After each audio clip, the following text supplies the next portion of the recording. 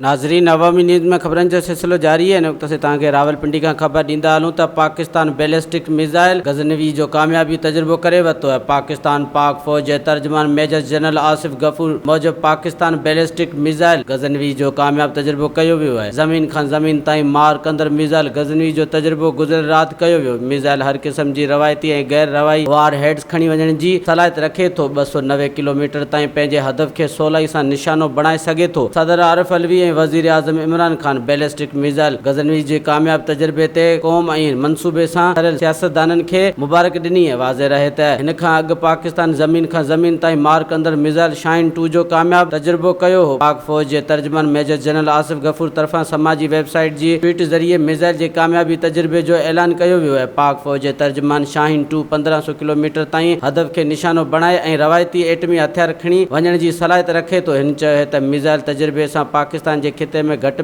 मज़ामत बरक़रार रखण जी सलाहियत वधी आहे। वधीक ख़बरनि ऐं तफ़सील लाइ विज़िट कयो अवामी news Facebook page, YouTube page ऐं अवामी न्यूज़ वेबसाइट।